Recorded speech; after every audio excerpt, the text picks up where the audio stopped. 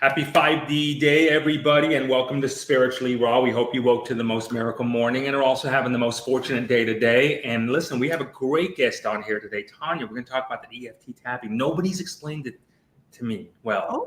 So I think I'm excited for this. That is true. I don't get it. I'm getting goosebumps. That's a good sign. No, I'm excited for this because I know there's a lot of value. People talk about it. I haven't been able to wrap my head around there. All right. Hold on. And there we go. No. We got now you sound good. Mm-hmm. All right, what that is, everybody. That's a open window on the thing. But anyway, everybody, we're doing this show live here for you today. So this is kind of the rhythm we're getting in here. Tanya is going to be cool, and she's gracious enough to get in a rhythm with us on this one. So what we're going to be watching here as we start to do more and more of these shows, we're going to host them live in the group. Okay. And then right when the show's over, they're going to be bought down, and then you can watch it on Gnostic TV, GnosticTV.com. You're absolutely going to love that, GnosticTV.com, because not only our shows are going to be on there, but we're going to also have some other amazing content creators on there. So do check that out, GnosticTV.com. But if you're here live, you're watching it anyway. So good on you. So Tanya, EFT. So about our guest, yeah? Yes. Let's talk about Tanya, who she is and what we're going to be talking about today. All right. So she's going to let us know how EFT tapping can change your life. Tanya Marie, do you pronounce it Tanya Marie or it's Tanya? Mm-hmm. Tanya Marie, thank you. Worked in the healthcare field for nearly 15 years, where she witnessed walk-in souls and shadow people regularly. And she also received messages from deceased organ donors that she would retrieve these messages in her dream state. Others' experiences opened her up to understanding her innate abilities much deeper. She's an intuitive empath specializing in quantum healing, hypnosis, certified EFT tapping, the emotion code, and she's also the host of the Existential Empath podcast. Wow. Make sure to check out all of her links. They are in the show description. And please do join her channels, check out all of her stuff. And while you're at it, if today's show brings you value, please do quickly hit the like button, hit the share, and subscribe to wherever you're watching the show from. We would all greatly appreciate it. Thank you so much. All right, everybody, let's get in a rhythm. What do you say? So welcome. And EFT tapping. Okay, so I've heard about it for a long time. And can you help us break? Let's talk about, first of all, break it down for what it is. And then if you can follow up with that, what attracted you to it? Mm-hmm. And why is it your thing? Yeah. So, why don't I start off with my story a little bit? So that way it'll kind of lead into why I even learned EFT tapping, and then we can dive into it. So like you had mentioned in my bio, I worked in the healthcare field for nearly 20 years around death and loss. I had worked in hospice care. I had worked in organ donation and transplantation. And what I began to recognize is I was picking up on a lot of energies around me. I was working in Central Florida. I had been in charge of 12 hospitals. I was all over the place. So majority of my career during those years was more based around the deceased than it was around the living. I mean, I was working with the staff at the hospitals, but I did find myself around a lot of deceased people. And so I grew up in a family where my uncle actually ran the funeral home in our town. It was in this location, it was a 3-story home, and they embalmed the bodies, downstairs. And, so I was very used to being around death. And when I got into college, I started taking death and dying. I just knew in my soul I was meant to work around the deceased. I really didn't know why. My parents thought this was weird. My family was like, what is up with you being around, death and loss all the time? But I just knew that that was my direction. And so, at this job, I had to work very weird hours. I would be there at 2-3 in the morning because I had to work, do some education with the night shift. And that's when I began to recognize a lot of more of what some would call the paranormal. I was seeing beings, I was seeing shadows, I was hearing things, I was seeing chairs fly across my room in my office. I just was having a lot of activity. And at the time, it really scared me. So I'd pick up all my stuff and go over to the unit where there was people, versus being in my office all alone. And so I began to recognize this was an old hospital. It was built back in the early 1900s. And I started to research some of that. And there's a lot of Rockefeller, kind of stuff going on in this area. And so I began to recognize there was some heavy energy here that I was picking up on. And so it was starting to overtake my body. It was really powerful. Some of the death and loss that I was dealing with these families, I began to notice weeks after I was working with them, I was still thinking about their loved one. I was still carrying things with me. I was getting dreams come through from these people. And at the time, I didn't really realize what was happening. I didn't realize that I could communicate from that standpoint. I just knew things were strange, and I was having really weird dreams about some of the organ donors that I had worked with. And so I would just kind of file that stuff back, in my mind and say, oh, that was nothing. And then when it really hit me hard is about a year later, I had this very vivid dream about one of my donors who had accidentally fallen out of the back of a pickup truck. His dog had kind of wrapped himself around his legs, and he had fallen and hit his head and suffered a head injury. And he had come through very vividly to me that night in a dream and had given me some very specific information. And at the time, I didn't know what it meant, but then a year goes by and I run into his mom at one of our events. We did a lot of events for the families. And I had just nonchalantly mentioned to her that I had a dream about her son, and this is what came through. And her eyes just lit up. And she's like, Tanya, that's the information that I needed to hear. And I thought, what? Like, that's nice. Yeah. It kind of hit me like a ton of bricks because I didn't really realize that I was even communicating, on that level. And so then it started to open me up to energy and what this meant. But at this time, I was struggling with such severe pain myself. It would take me 45 minutes just to get out of bed in the morning. I was so just struggling with pain, my lower back. I would come home from work and I didn't want to get out of bed. I was just like, why do I have so much pain in my body? And so I got online. I found this energy healing conference out in Layton, Utah. And so I took a trip out to Park City, Skinwalker Ranch, all these fun places because I wanted to go check it out for a week. And I found, at this energy healing conference, they started talking about this concept of an empath. And I'm like, what is this? Well, as she's talking, I started to kind of be like, wow, that's kind of me. I kind of feel like, I carry some of that energy from all those people that are around me that are grieving and all of the stress.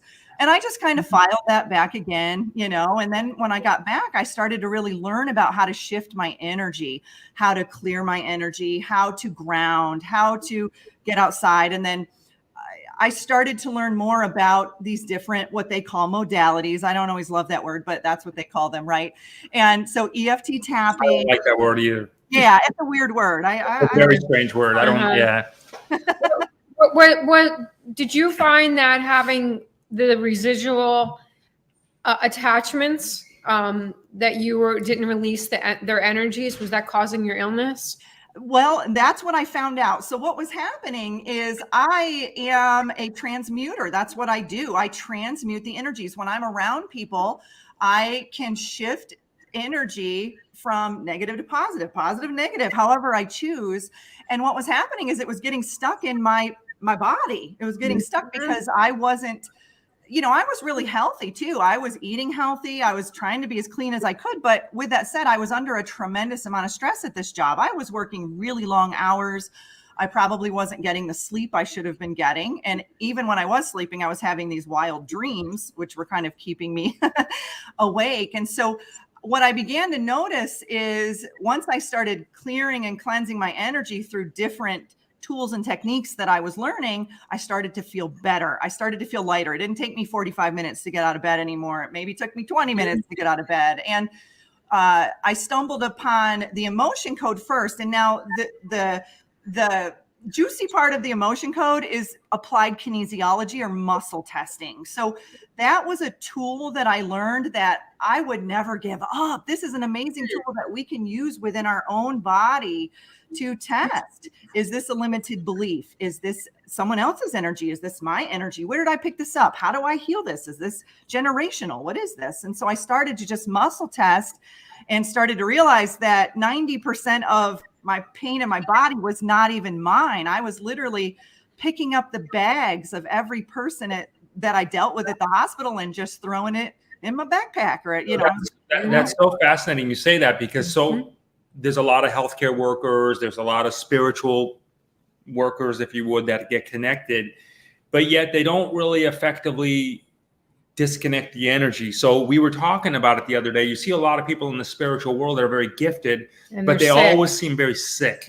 You know what I mean? They're sick. A lot of them are sick and unhealthy. A lot of them are sick and unhealthy, and they don't, while they're given great gifts to the rest of us, is it because of that? Is it that they just don't know how to, or is it a matter of like, is it a discipline that needs to happen? Say more along the lines of that. I think it's a little bit of both, Jay, honestly, because I think for me, I didn't even know that I had this ability. I didn't even realize that I was a sponge, you know, for this. And this has kind of escalated to the point where I clear the land now. I do a lot of grid work. I clear the land.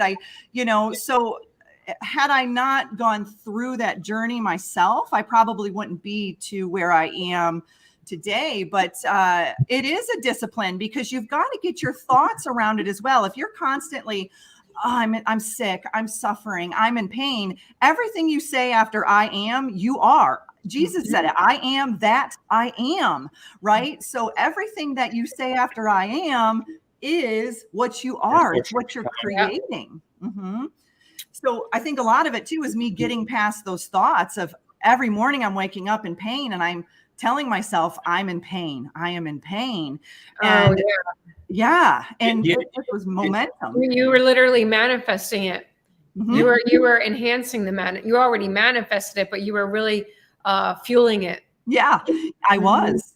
Do you think those thoughts for many people come from, call it a nefarious force, energy, dark force that gets you to kind of trigger, I don't feel good today. You know what I mean? Do you think that comes like that, or is it just inherent within us and we have to really learn to balance it out? So in essence, do we all have that dark and, because you talked about it from the, communication with the deceased, do we all have that dark and light within us, and we get those thoughts like, I don't feel good, and they're just always going to be there. So how do you perceive all that? I perceive it that way, Jay. We all have dark and light. If we don't understand the dark, we can't appreciate the light, right? So I do feel everything is within us. Everything, we have all this mechanism within inside of us. It's just a matter of us remembering that we have this. And so, I'm reading a book called Reality Transurfing, and he talks about this concept of a pendulum. And you know what a pendulum is? It swings back and forth, right? And so it can swing one direction. So your thoughts, if they start to shift negatively, what will happen is you will align with a vibration or a frequency of others who are in that same vibration. And it creates like an energetic force around it, which makes the pendulum swing even harder in that direction. And so you've got to catch yourself in those thoughts of, where am I? Am I focusing on being in pain? Am I focusing on suffering? Where am I? And then bringing, it's hard to turn a car that's going 80 miles per hour in one direction immediately around. You have to start to work on it, turn it around and get to that 0 point on the pendulum, and then begin to shift your thoughts to, I am healthy, I am healed, I am happy, I am flexible, whatever it may be. And so it's really, I know you guys talk about the law of attraction a lot, and most people associate that with money, but you can associate it with your health as well. And that's what I've been doing. Exactly. It's, with all the energies and the level of the frequencies, everything's shifting right now. It is so easy to be able to manifest everything. And that goes for the good, and that goes for the not so good. That's why it is critical that we must be uber conscious of our thoughts and be uber aware all the time, because right now you can literally manifest a God and goddess speed. And so if you're going to manifest something, make sure you manifest what you want, not what you don't want. And I think a lot of people really get caught up in what you just said. They're fixated. They get so fixated in their mind, which is why I want to talk to you about the EFT, so how they can start to snap out of it. They get so fixated in their mind of all of the woes and the worries, and it's a constant replay and a constant replay, and it's just feeding it and fueling it, feeding it and fueling it, and you're creating more and more and more of it. And next thing you know, you feel like you just got taken under by a major tidal wave and you don't know how to get out of it, and you can't even breathe. That's where a lot of people get anxiety, depression, stress, they overeat. And it's all because, well, not all because, but a lot of it is because of your emotions and your thought patterns. And it's another reason that discernment is so key in today's world. Everyone must tighten up their discernment skills. Yeah, 100%, April, 100%. And I even did a show on this, how Ascension symptoms are belief systems. And I was caught into that trap, right? It's like, oh, there's an M-class solar flare, or there's a lunar eclipse, or this, that. Oh, I don't feel good. I have a headache. I was letting everything outside of me dictate how I felt within. And then when I shifted that to go within, I don't even care what's going on out in the energetic world. It's not anymore. Let me ask you this then. So like when you see a lot of and look, I always want to say this because I believe everybody should have a spiritual guide. Everybody. You know what I mean? Because otherwise just someone knows more than you do. But anyway, so when you see these posts from people like their spiritual teachers or guides like that, and they say stuff like, is anyone else feeling Ascension symptoms today or anything like that? Are they, from your opinion, is that a disservice they're doing? Maybe an unconscious disservice? I think so, Jay. I tuned out of the whole Ascension symptom. I don't believe in it. It's not, I have a saying, not my reality. And I literally shift my attention to a reality that I want. Even the word symptom itself means something of displeasure, right? So why would you want to attract displeasure? Focus on creating the good. Focus on what you want to create in your life. Don't focus on, the sickness, the sad, the pain that comes with what people call Ascension symptoms. I almost felt like it was a psyop a little bit. It was kind of getting me directed in a way that I was so focused on what was going on outside of me that it was literally creating my own internal reality that I didn't want. Right. Which creates a locomotive, because a lot of people can jump on that train very, very easily. And now everybody starts talking about these Ascension symptoms that they feel like they have. It's like the pendulum. It's that pendulum. Everybody swings in that direction. Exactly. So what is EFT? Okay. So EFT, how does it actually work? EFT stands for Emotional Freedom Technique. And basically what it is, for those of you that know what acupuncture is, it's when you take needles and you put them in different acupressure points. It's needle-less acupuncture. Okay. So what you're doing is you're tapping on certain acupressure points on your body. Okay. And what that's doing is you are activating neural pathways within both hemispheres of your brain. So when we go through an EFT tapping session, you're using one hemisphere of the brain to tap, and then the other hemisphere of the brain to talk. And EFT tapping, you're reprogramming the subconscious mind. So when you start off with a session in EFT, you're actually saying the things that that are reality for you. I am in pain. I am suffering. Life is terrible right now. I can't get out of bed. You're basically calling attention to how terrible you feel, or whatever your issue is. I have no money. Money is really hard for me to receive, whatever it may be. Tapping can work for anything. And so you go through the initial stage of the deprogramming. Okay. So we're deprogramming the subconscious mind. And then you stop, we take a few deep breaths, and then we go back in and reprogram it to what we want, what we desire. And so the way I explain it is— I got a question first. Yeah. Hold on. How is the brain deprogramming it when you're programming it? So when you're deprogramming, you're actually bringing information from the subconscious to the conscious to be released, because everything is energy, right? Energy, frequency, and vibration. So if you're resonating at a frequency of lack, say you're just like, oh, I cannot attract money, I'm resonating at this frequency. your subconscious is the one running that show. It's aligning with that vibration, which aligns with a thought pattern or a program, which then becomes a belief, and then it can become a habit. So what I'm doing is going all the way back to finding the thought and then resetting the vibration or the frequency to be able to create a new program, a new neural pathway network. And not everybody is aware that they're even running these programs of, being unhealthy, or I can't find a relationship, or I can't stay in a relationship, or whatever it may be. So I think the neat thing about learning all these different modalities, which many of us do as we go through our journey, is I muscle test. So I'm like, okay, they may be coming to me for money, but let's see what really is the root cause here. There's obviously maybe some abandonment or some rejection that we need to deal with first, because healing is like layers of an onion. You're just kind of peeling things away to get to the root, right? And so the way I explain EFT is, say you've got a record player and it's playing and then it starts to skip.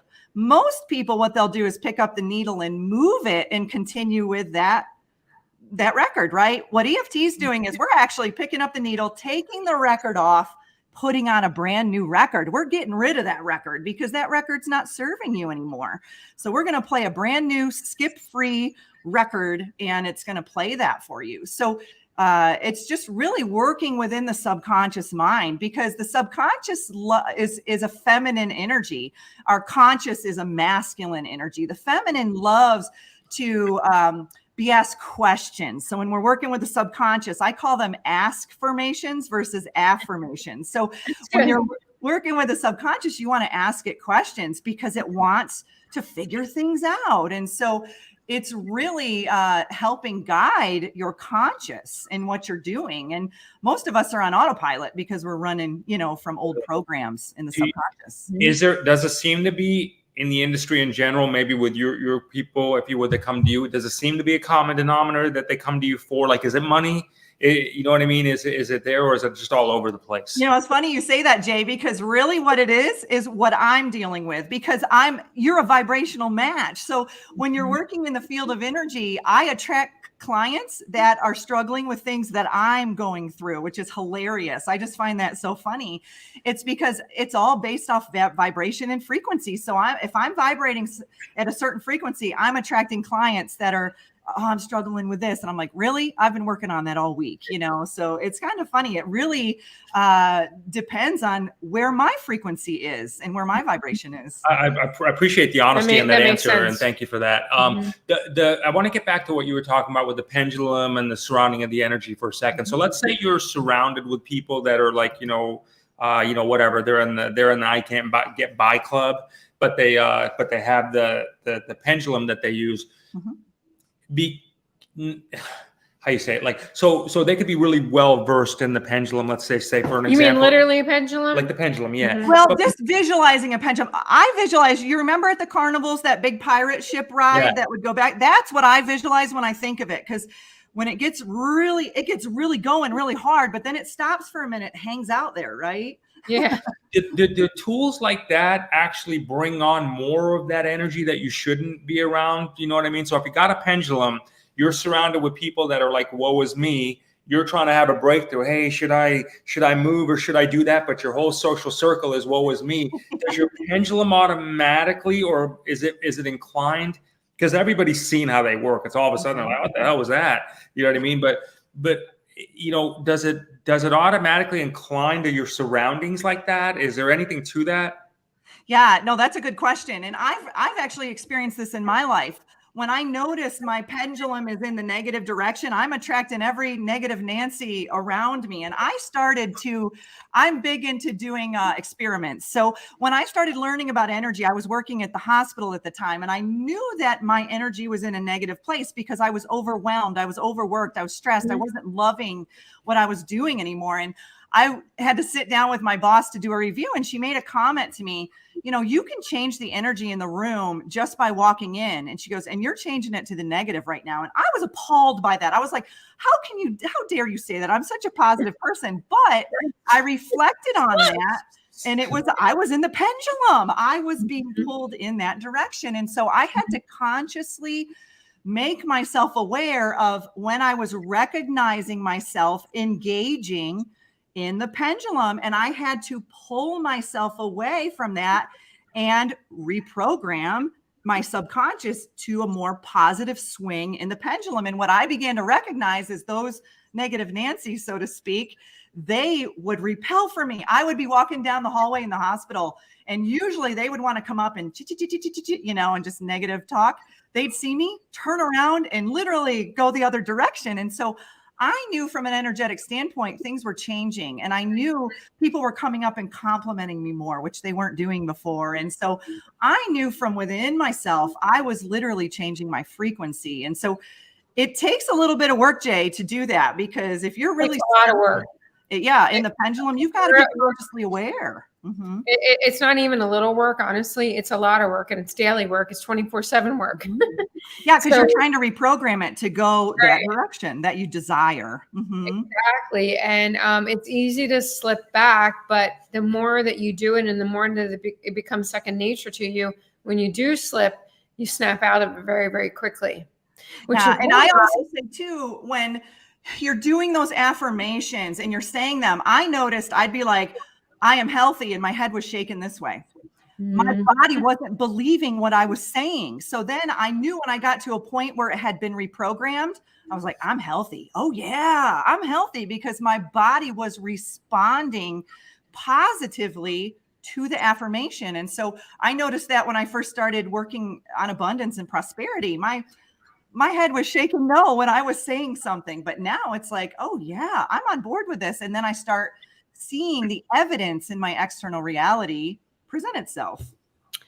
The EFT tapping, is it something that people would do daily? Is it something that you do once, you do a session or two and then, you're done with it?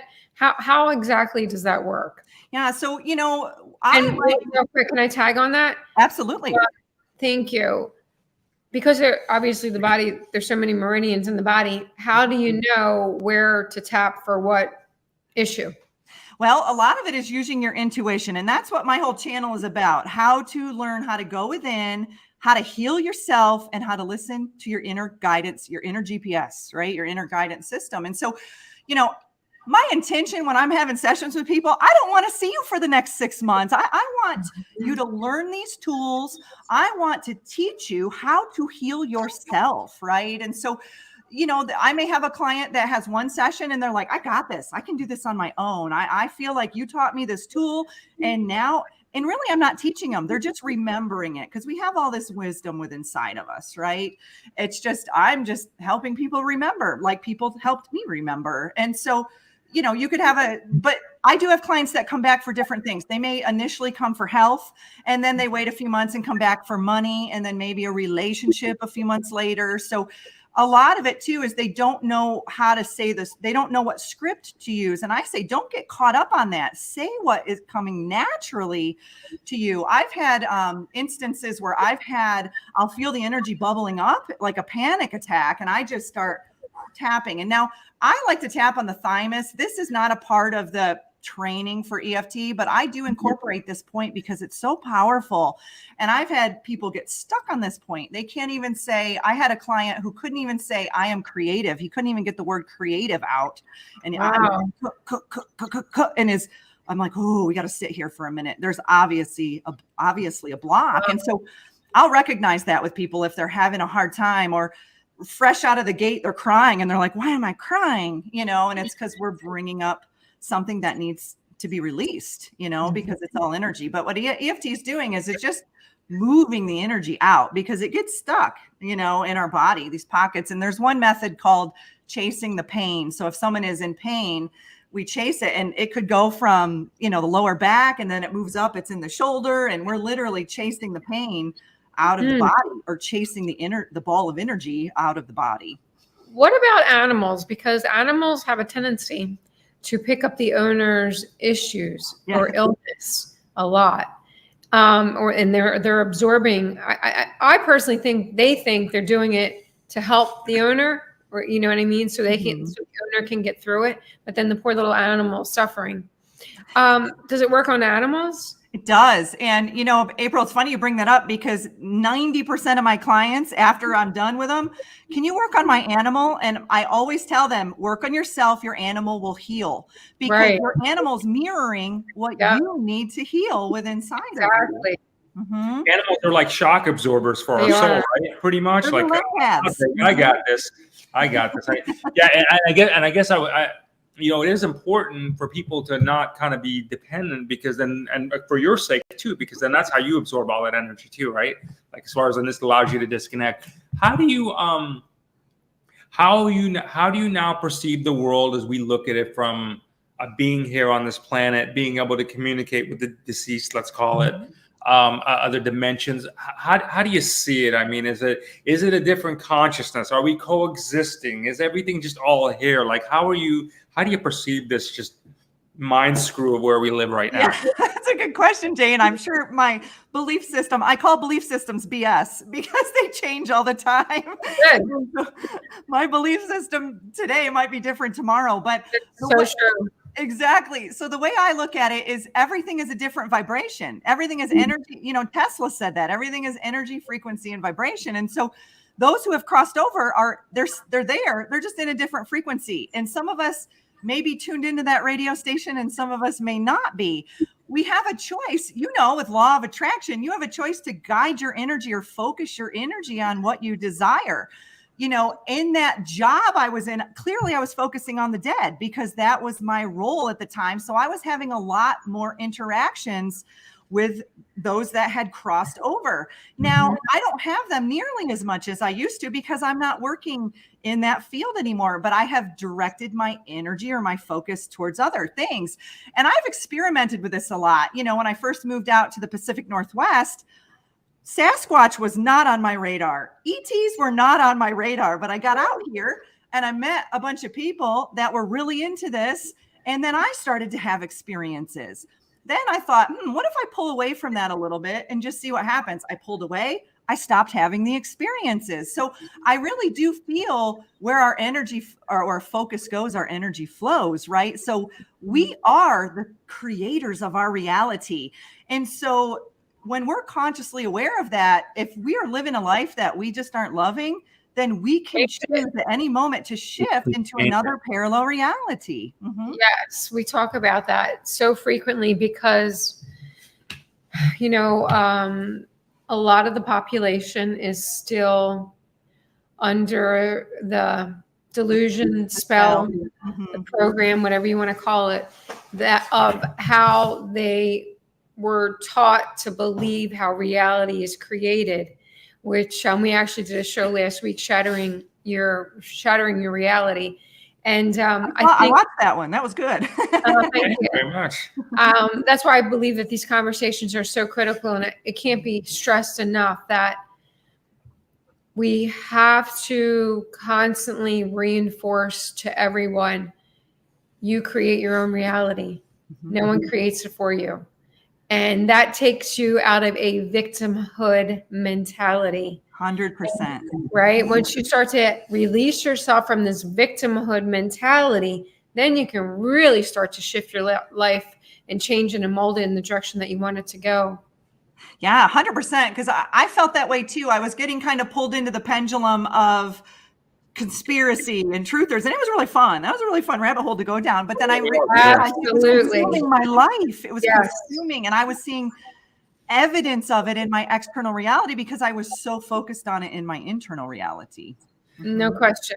So fast forwarding, I don't know if that answered your question, Jay.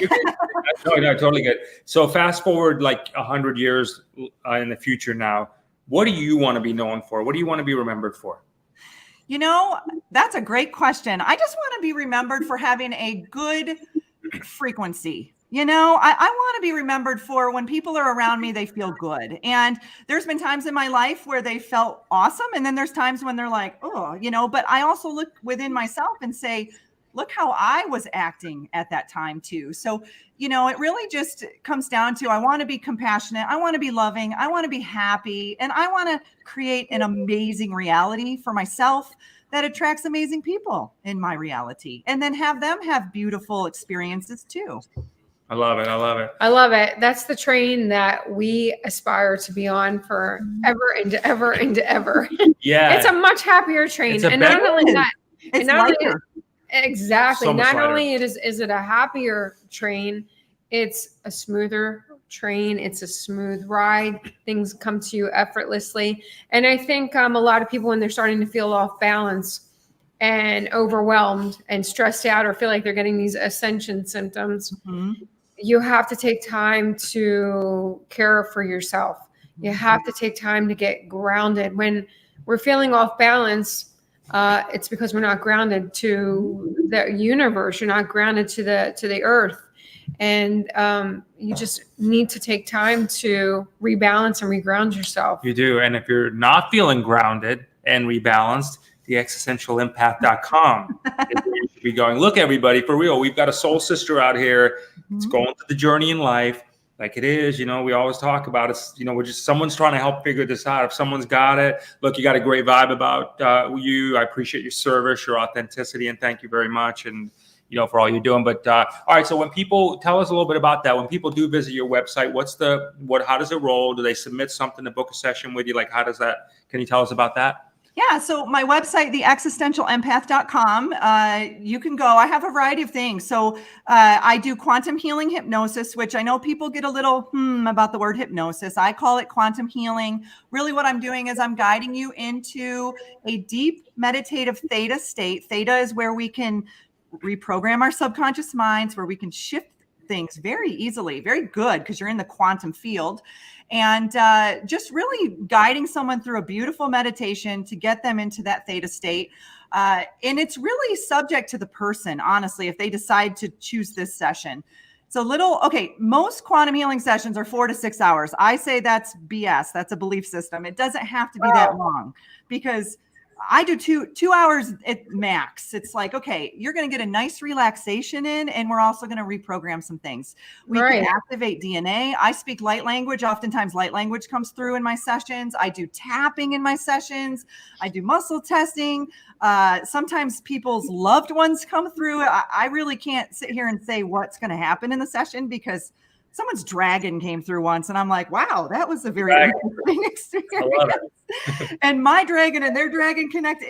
I didn't even know I had a dragon, but evidently I have a dragon energy. And I look at our spirit guides as just different vibrations of us, different frequencies of us. And I've actually done a show about this. I had a very powerful vision of why I think that way. But if you're visiting my site, you have 2 sessions to choose from. You have the quantum healing session, or what I call a personal session. And that could include EFT, emotion code, light language. It is a variety of things. Really, it's based off of your energy, whatever comes through. And then, of course, I have my podcast. And so my podcast, the Existential Empath Podcast, which is a glitch in the matrix that actually went down yesterday, and it's not up right now, but my YouTube channel is up.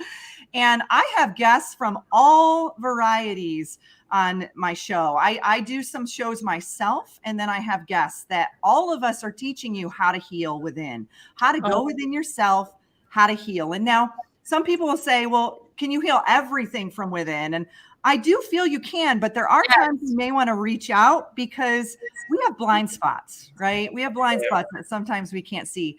I had a visceral manipulation practitioner tell me one time, I could not heal my back. It was killing me.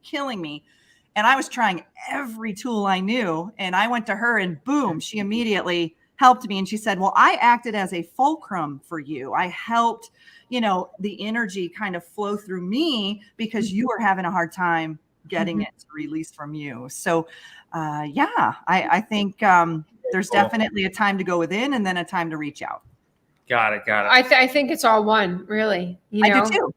Yeah, I really believe it's all one. And like Jay said, we're firm believers. I think everybody should have a spiritual guide, whether it's a healer or just someone to help you get through phases of your life, or questions, or, just help make this ride of life as smooth and easy as possible, and as fun and enjoyable as possible. That's for sure. That's why we're here.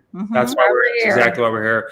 So, all right, cool, everybody. I hope you enjoyed meeting Tanya as much as we did today. Check her out. Great vibe there. If you haven't had the breakthrough you need, go check it out. I mean, it's a good thing that you do that. So thanks everybody for hanging out with us. Very cool of you. Thank you so much. And together with Tanya's help, we are turning the universal key to global harmony and